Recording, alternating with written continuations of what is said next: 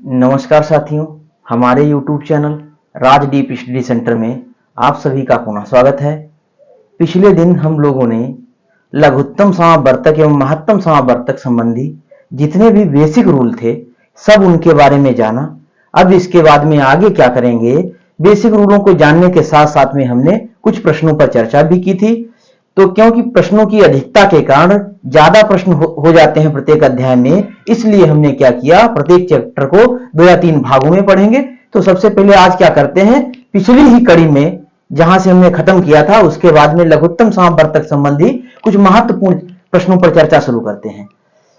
एक प्रश्न हमारा दिया गया है, वह बड़ी से बड़ी संख्या ज्ञात कीजिए जिससे 134, 159, 184 में भाग देने पर प्रत्येक दशा में 9 शेष बचे। जब कभी भी देखिएगा बड़ी से बड़ी संख्या की बात करें तो हमेशा समझ लीजिए उसमें हमेशा आपको महत्तम समावर्तक ही ज्ञात करना है।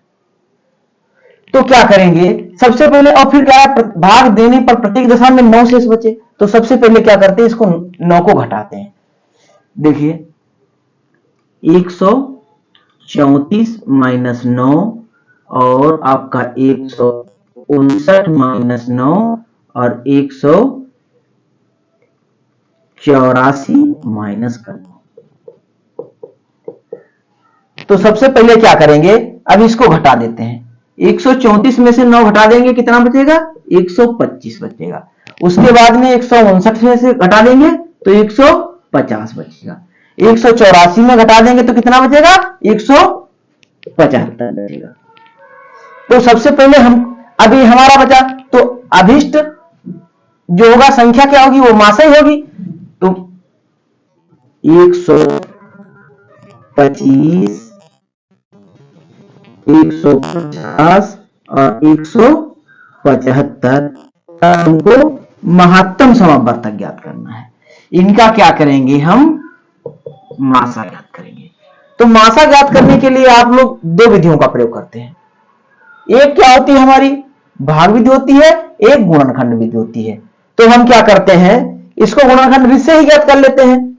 देखिए इसके गुणनखंड करते हैं, 125 के 5 गुणे 5 गुणे 5, पचम पचे 25 और पंचे 125 हो गए।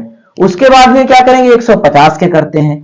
तो आप जो है 150 के कर लीजिए। 150 के तो 2 सत्ते 14, 2 पंचे 10। क्या करेंगे, 3 से काट देते हैं। 3 दूनी 6, 3 पचे 15, पचम 25, यानी इसके कितने हो गए, 2 गुणे 3 गुणे 5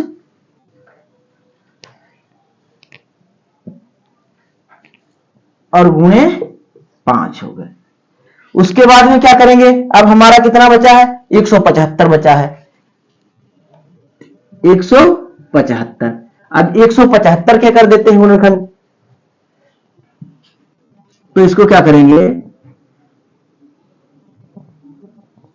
175, तो इसको क्या करेंगे, 5 दूनी 5 तिहाई 15, पचम 25, 5 सत्ते 35। तो कितना हो गया, 5 गुणे 5 गुणे 7। महत्तम समावर्तक का होता है मतलब जो सब में कॉमन हो। कितना हो गया, देखिए एक हमारा ये 5 कॉमन है, ये सब में कॉमन है, यानी 5 गुणे 5 बराबर 25। तो इस प्रकार से चाहेंगे तो हम भाग विधि से भी ज्ञात कर सकते हैं। तो इस प्रकार से हमारा महत्तम समावर्तक कितना हुआ, 25 हुआ।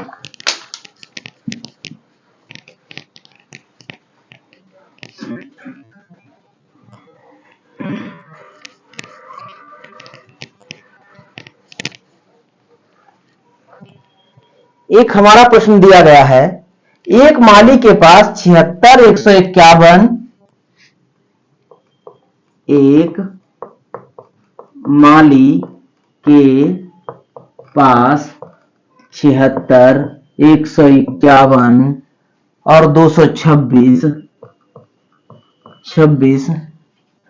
की संख्या में 3 प्रकार के फूल हैं। की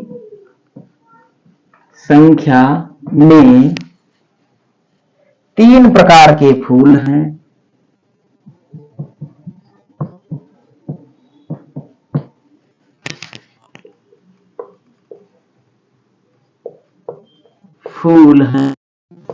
तीन प्रकार के फूल हैं। वह इनसे अधिकतम संख्या के वह इनसे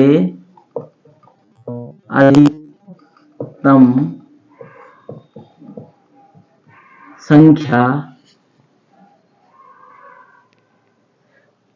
की बराबर ढेरियां बनाता है, की बराबर ढेरी बनाता है। तो प्रत्येक प्रकार के फूलों में से प्रत्येक प्रकार के फूलों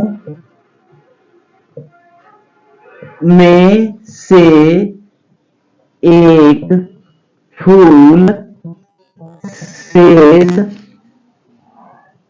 रह जाता है। शेष फूल रह जाता है। प्रत्येक ढेरी में फूलों की संख्या,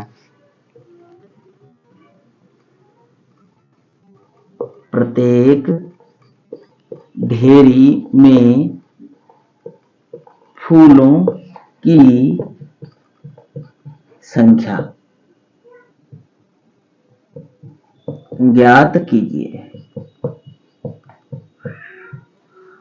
तो सबसे पहले दिया है एक माली के पास 76 और ये आपका जो है 76 और 151 और 226 की संख्या में तीन प्रकार के फूल हैं। वह इनसे अधिकतम संख्या की बात कर रहा है। अधिकतम की या बड़ी से बड़ी बात करें तो हमेशा क्या होगा, उसका हमको महत्तम समावर्तक ही ज्ञात करना है। बनाता है प्रत्येक प्रकार के फूलों में से एक फूल शेष रह जाता है। जो शेष रहे उसको हम घटा देते हैं, शेष रह जाता है। तो प्रत्येक ढेरी में फूलों की संख्या, तो सबसे पहले क्या करेंगे, इसमें जो हमारा एक शेष बचता है उसको हटा देते हैं। तो 76 माइनस 1 हो गया 75। उसके बाद में 151 माइनस 1 कितना हो गया 150 और 26 माइनस 1 कितना हो गया 225। अब क्या करेंगे 75 और 150 और एक क्या होगा हमारा 225 का महत्तम समावर्तक ज्ञात करेंगे। इनका महत्तम समावर्तक ज्ञात करने का मतलब ढेरियों की संख्या हमारी ज्ञात हो जाएगी। तो क्या करेंगे, हम किसी भी विधि से दोनों को ज्ञात कर सकते हैं। तो सबसे पहले क्या करेंगे, इसको भाग विधि से ज्ञात कर सकते हैं या गुणनखंड विधि से भी ज्ञात कर सकते हैं, दोनों प्रकार से। तो भाग विधि से ज्ञात कर लेते हैं। तो सबसे पहले क्या करेंगे 75 से 150 को भाग देंगे, 150 को भाग देंगे। तो इसको क्या ले जाए 2 बार ले जाए, 2 पंचे 10, 2 सत्ते 14, 1 15। अब क्या करेंगे, अब 75 से इसको भाग देंगे,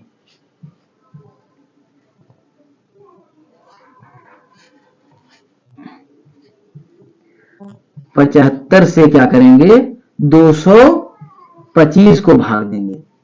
जब 225 को भाग देंगे तो इसको क्या करेंगे 3 बार ले जाएंगे, 3 पचे 15, 3 सत्ते 21 से 22। यानी हमारा महत्तम समावर्तक कितना हो गया 75। यानी यही हमारी ढेरियों की संख्या, न्यूनतम ढेरियों की संख्या कितनी होगी 75 होगी।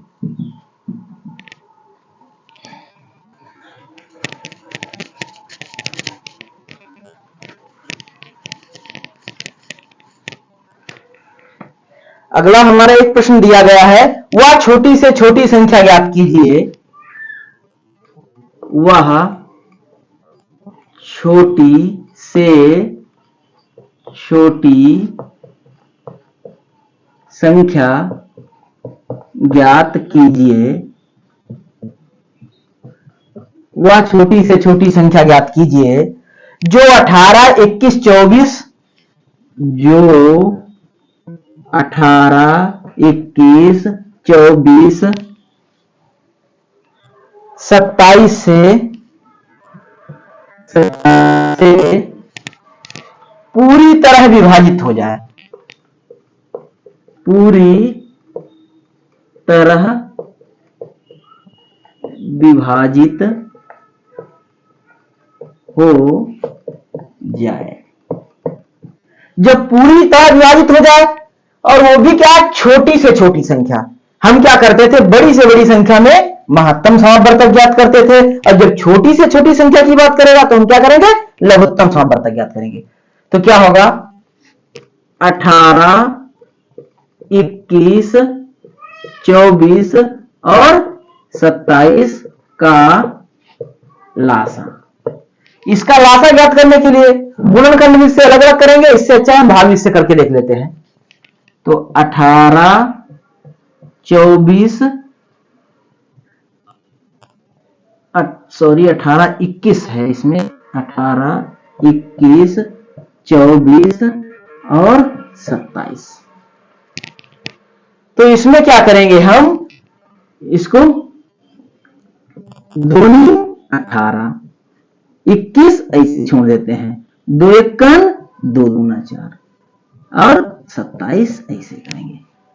हम क्या करेंगे, इसे फिर एक को फिर इसको काटेंगे, 2 से फिर काटेंगे। इससे अच्छा है इसको क्या करेंगे, इसके अलावा कोई दूसरी संख्या देखते हैं, देखते हैं इसको। बाकी तो 3 तिहाई 9, 3 सत्ते 21, 3 चक्कू 12, 3 9 27। फिर इसको 3 से काटते हैं, 3 एकन 3, 7 ऐसे, 4 ऐसे, 3 तिहाई 9। अब क्या करेंगे, हम इनकी गुणा कर लेते हैं, हमारा लघुत्तम ज्ञात हो जाएगा, बराबर 2 गुणे 3 गुणे 3 गुणे 7 गुणे 4। जब हम इनकी गुणा कर लेते हैं तो इनकी गुणा कर लीजिए, 2 तिहाई 6, तिया 18, तिया 54 और 7 चौक 28। तो 54 और 28 की गुणा कर देते हैं। तो 54 और 28 की गुणा करेंगे तो 8 चक्को 32, 8 पंचे 40 और 3 43, 2 चक्कू 8, 2 पंचे 10। कितना हो जाएगा हमारा, 2, 8 3 11, 4 1 5 1, यानी 15 12। इस प्रकार से हमारा जो है, इसका जो है उत्तर कितना होगा, 1512।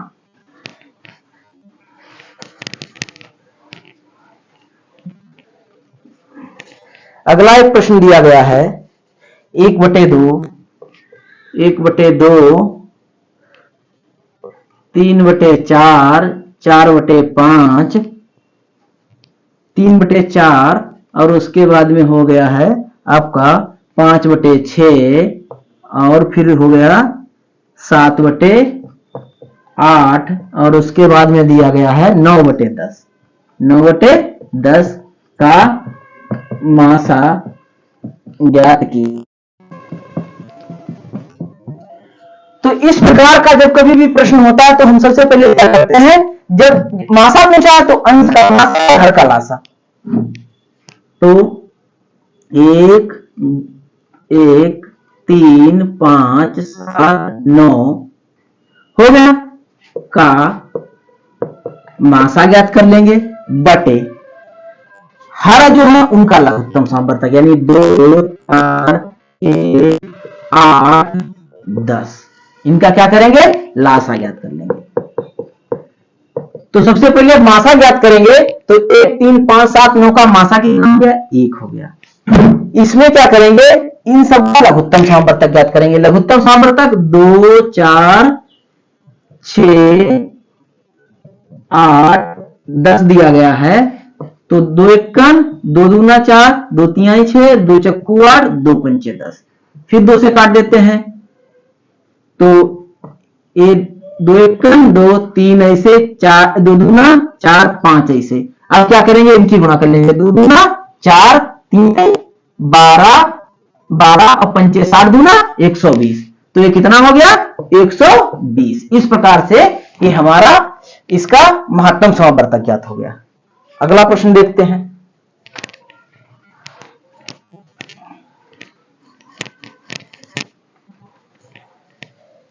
एक हमारा प्रश्न दिया गया है, वह सबसे छोटी संख्या ज्ञात कीजिए, वह सबसे छोटी संख्या ज्ञात कीजिए, वह सबसे छोटी संख्या ज्ञात कीजिए, वह सबसे छोटी संख्या ज्ञात कीजिए 25, 40, 60 से विभाजित किया जाए। 25, 40, 60 से विभाजित किया जाए, शेष फल हर बार 7 आता हो। शेष फल हर बार 7 आता हो। तो छोटी से छोटी संख्या की, जहां कभी भी हम छोटी से छोटी संख्या की बात करेंगे और वो लास्ट में कह रहा है हर बार से 7 आता है, तो सबसे पहले इसका क्या करेंगे, हम लघुत्तम समावर्तक ज्ञात करेंगे। तो क्या करेंगे, 25, 40 और 60 का लासा। तो सबसे पहले क्या करेंगे, 25, 40 और 60, इसको 2 से विभाजित करते हैं। 25 ऐसे उतार लेते हैं, 2 दूना 0, 2 तिहाई, फिर देखते हैं 2, 25 ऐसे आपका हो गया, 2 इक्कन, और अब पर्टिकुलरली हमको 2 से तो कटेगा नहीं, तो इसको 5 से काट देते हैं। 55, 25, 5 दूनी 10, 5 तिहाई 15। किसी भी संख्या से दूसरी बार नहीं कट रहा है, तो इसको यहीं पर छोड़ करके सीधे गुणा कर लेते हैं। तो क्या करेंगे, बराबर 2 गुणे 5, एक 3 है, और गुणे 5 गुणे 5 है। ठीक है, तो सबसे पहले जब इसकी गुणा करेंगे, 2 दूना 4, दूनी 8, तिहाई 24 और 55, 25। जब इनकी गुणा करेंगे तो कितना हो जाएगा, 600 बनेगा हमारा। यानी 25 दूना 50, हाँ ठीक है, 50 दूना 600 हो गया। अब इसको क्या करेंगे, इसमें जो है कितना शेष बचता है, तो क्या करेंगे, इसमें प्लस का 600 और प्लस 7 जोड़ने के बराबर कितना आ जाएगा, 607 हो जाएगा। इस प्रकार से ये हमारा प्रश्न लघुत्तम समावर्तक का हल हो गया।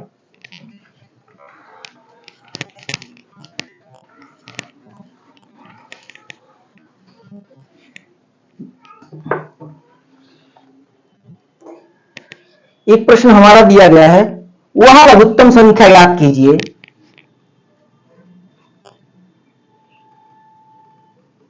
वह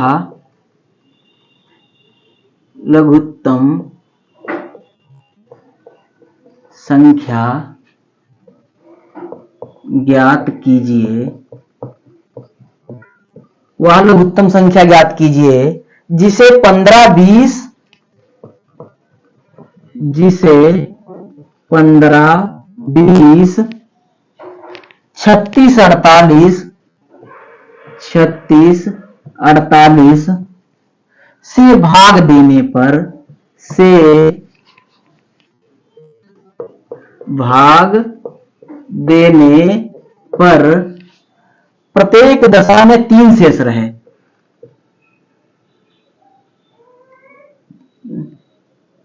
प्रत्येक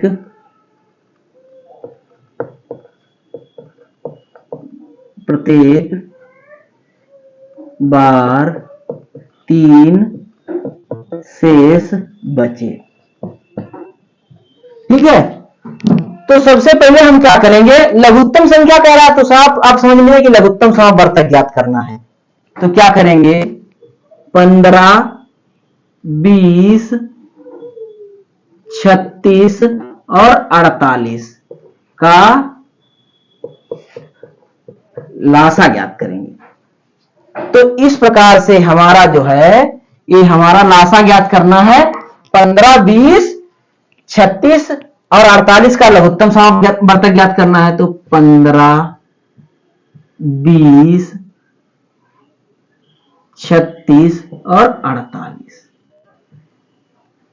इसको क्या करेंगे, 2 से 15 इसे 2 एकन 0, 2 एकन 2 अठे 16, 2 दूना 4 और 2 चक्कू 8।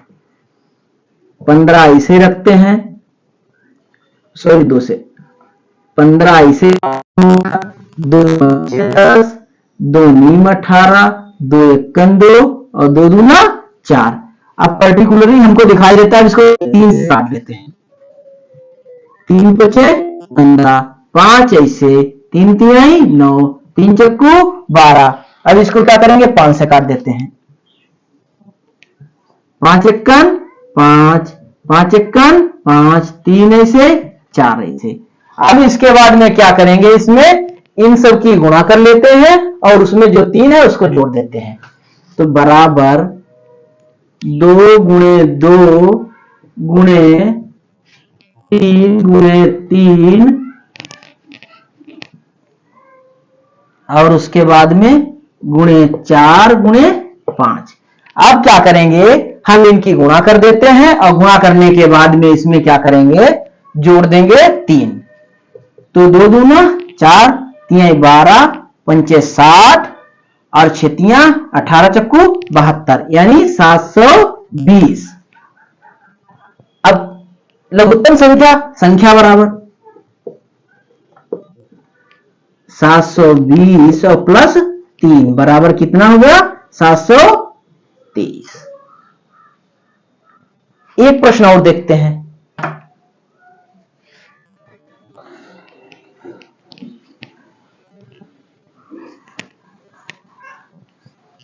एक हमारा प्रश्न दिया गया है, वह न्यूनतम संख्या ज्ञात कीजिए, वह न्यूनतम संख्या ज्ञात कीजिए, वह न्यूनतम संख्या ज्ञात कीजिए जिसे 36, 48, 112, जिसे 36, 48, 112 द्वारा विभाजित किया जाए, द्वारा विभाजित किया जाए तो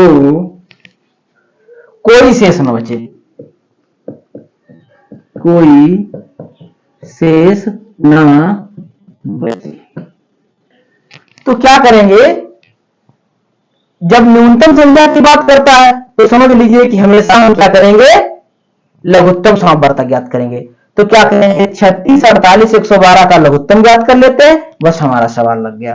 तो कितना हो जाएगा, 36, 48 और 112 इसका लघुत्तम समावर्तक 2 एकम 2, 2 अठे 16 और 2 दूना 4, 2 चक्कू 8, 2 पंचे 12, 2 नीम 18, 2 एकम 2, 2 दूना 4, 2 दूना 4 और 2 अठे 16।